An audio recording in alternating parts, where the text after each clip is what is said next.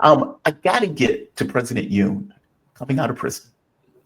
This has not necessarily been heavy in our press, but this is him walking out of a jail cell, apparently.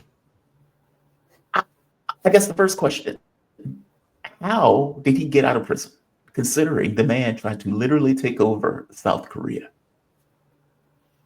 Yeah, so he declared martial law, which is another way of saying that he wanted to be the military dictator of Korea. Everybody had been conscripted into the army. And he did it by declaring martial law late at night and then sending troops to prevent the National Assembly from voting down the martial law, as is their right. And in the process, in series of investigations, it also has come out that he was planning to trigger a war with North Korea and to assassinate hundreds of his opponents and then blame North Korea on it. And so, I mean, it's just this unbelievable, brazen, despotic coup attempt. And yet, here he is walking free. And you're not seeing them here, but if you look at other scenes, you'll see a lot of American flags. So I think that's a flag, a red flag right there. But how did he do it? Well, the mechanics of it are that he's currently undergoing impeachment in the South Right. Korean Constitutional Court. They were supposed to render a verdict by Friday, but they say they're going to delay it by 1 or 2 weeks, which is a bad sign. You see a few of the American flags here. Yeah, there they are. Yes. But he was also arrested for insurrection. He's arrested for insurrection, and he was charged with insurrection. But he's a prosecutor. He comes out of the prosecutorial corps. He was, like the Attorney General of South Korea. And he has a vast army of prosecutors under him. He said that when he became president, he would turn the country into a republic of prosecutors, which is what he did. So there's an army of prosecutors under him, many who are still loyal to him. Certainly, the chief prosecutor could have appealed this decision to let him go, but he didn't. The way that he got out was on a technicality which has never been applied before in Korean history, and the courts have said that it should never be applied again. So again, he got this kind of sui generis, once in a lifetime get out of jail free card. But what it had to do is, when you're arrested, you can be detained for 10 days, after which you can be detained longer, but there's a process where you make that request and then it is extended either another 10 days or another 60 days, depending on whether charges are filed in a timely fashion. The prosecuting team says that, yes, they filed it in a timely fashion, and the court said, no, it wasn't filed in a timely fashion. And we're talking here about hours of difference, and whether you count certain kind of, decision processes into that timeline, and whether you count days versus hours. But it's really only a matter of hours. But they said because he was not charged in a timely fashion, he has to be released. This is a man who's being charged with the most serious crime on the books, and they have decided that he can be let go free. And remember, he was holed up in his bunker and refusing any summons, refusing any service, and refusing any questioning. And now he's gone back to his bunker, and we're going to have a similar situation, plus the potential for, I believe, a civil war in Korea. You think it's that extreme that it may end up to the point of a civil war? I think we see the signs. I see the signs similar to kind of like a Maidan type situation, where Yoon could be impeached. He is under prosecution. He has been indicted for insurrection. He's facing the death penalty, at the very least, life in prison. So he's going to fight for his life. He's going to pull out all the stops. And now that he's back ensconced in his bunker in the presidential complex, and even when he was in prison, he was inciting people. He and his allies were inciting people to rise up and to resist and to overthrow this unjust order. And get this, which is being directed by China and North Korea. This is what That's they're his argument. That is his argument. That he's that's arrested because China and North Korea is influencing the government of South Korea. exactly, That's exactly. outrageous. Yes, but this is the kind of language we saw leading up to the Maidan. It also corresponds exactly to the propaganda that's coming out of Washington, right? That all these countries are falling under the sway of China, that China is influencing them. It's absolute nonsense, absolute and complete nonsense. But the fact that Yoon is using this trope is astounding. And there's the German broadcaster ARD, which is the German state broadcasting system. They have a budget which is 12 times that of PBS, 3 times that of CNN. This is a powerful behemoth. This is the media leviathan. And they just came out with a documentary which validated everything that is being charged by Yoon Suk-yeol's allies. Essentially, that Yoon Suk-yeol is being impeached because this is a conspiracy by China to attack him and to overthrow, autocratically overthrow the democratic of South Korea. This is the German government. This is what they put out on the public airways. So there's a coordinated attack.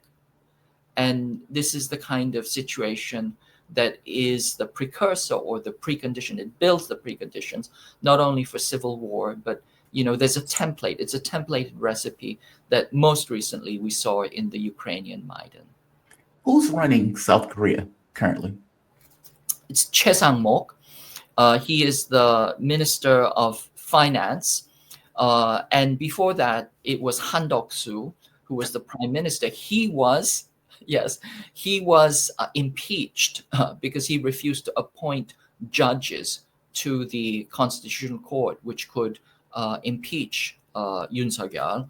And so they impeached him, and so he's no longer prime minister. So number 3 in the Korean government, Choi Sang-mok, is the acting prime minister. But he again is very, very dodgy, and you can see that there's some very deliberate effects both in the courts, among the prosecutors, and in the administration itself, which is trying to paper this over and get Yoon off.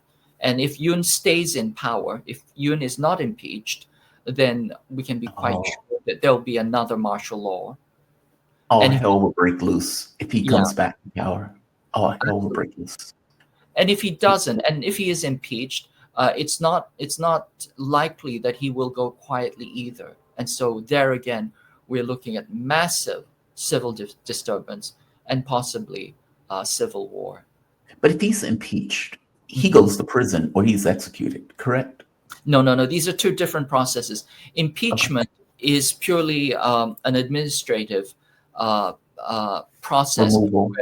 Removal as president. And parallel to that process. So impeachment is for unconstitutional acts, such as declaring martial law without any justification and sending. The prosecution is a secondary process after the impeachment. Well, it's a parallel process because it's going on right now.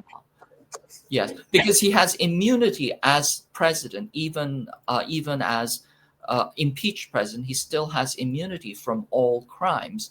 But the only crime that he's not immune from is insurrection, because this is the most serious crime on the books in Korea. And he has currently been charged with insurrection. Wow. KJ, man, you've been phenomenal today. I deeply appreciate this conversation. I know some of it is philosophical, fair enough. Politics on some level, undergirding politics is philosophical, regardless of what they're doing in action. So this has been, I've enjoyed this. I would say for me, just personally, I've enjoyed this conversation. Thank you for this. I really do appreciate it. Just for the audience, KJ No, he is a political analyst, writer, teacher, specializing in the geopolitics of the Asia Pacific region. KJ, where can people find you? They can go to the China Report. They can see a lot of shows that I've done. This is on the Breakthrough News Network. And then they can also look me up on Counterpunch, MR Online, LA Progressive, Popular Resistance, anything that's progressive and forward thinking. I've probably written for it at one point. Shout out to you, man. Thank you for this. I really appreciate it. Have a good one. Be safe. Thank you. Great convo with KJ. I have deeply appreciated that conversation. Look, I got to be honest. Discovery sucked as a show. Let's not use Discovery. Deep Space Nine is a really good example. How does an entity, a country, a state that believes in this idea of liberty, egalitarian values, freedom, peace. I understand that my other person have things that they need and want, and I have things that I need and want. And philosophically, I have a belief that we can both find an intermediary, an agreement, in security for both in the context of both of our needs. That if I'm open to you and extend a hand, that hand will be accepted, because at the very basis of things, both of us want to, at the very least, come to some kind of agreement, and we don't necessarily want to be in a state of war. That's a philosophical point of view. That is a point of view I do believe firmly that we can come to agreements, that we don't have to have this idea of shaking a fist at every country, that you can extend a hand and those countries will also extend a hand. Now, whether this is China's core basic point of view, people can debate, right? But assuming for the moment that it is, how do you deal with a country that just doesn't believe that doesn't have that belief set, that have this belief set? I have things that I need. If I need to go take them, I'm going to go take them. Other countries and other people have things that they need. If they need them, they're going to go take them. So I need to dominate. And I need to dominate in a way where I'm sure that my interests are maintained and that those interests are unimpeachable, won't be touched. If I'm in control, then I know my needs are met. How do you deal with a country that thinks that? Or how do you deal with people who think that? How do you engage with them? And truth be told, the only way you engage with them, because that point of view is a domination point of view, it supersedes everything else. I don't care how smart you are. If I can punch you in the nose, I can punch you in the nose. Your intelligence, in that case, doesn't matter. How do you make amends, make agreements, make deals? And truth be told, the only way you can do that is if you're strong enough to do it. If I am strong enough, I don't care about your domination. You can't dominate me. In which case, my value set of peace and win-win relationships will be the dominant theme, because I have at this point dominated and have dictated that to be so. By definition, that is a domination point of view that you're stuck with, because the other side is a domination point of view. It's awkward. It's an interesting clash between two philosophical points of view. It's fascinating to me. I used to ask KJ about this going back for like years when he used to come on the show. And you get into these type of conversations because what they are doing is being underpinned by a philosophical point of view of the world. I think it is fascinating. I think it's fascinating. Let's go to chat.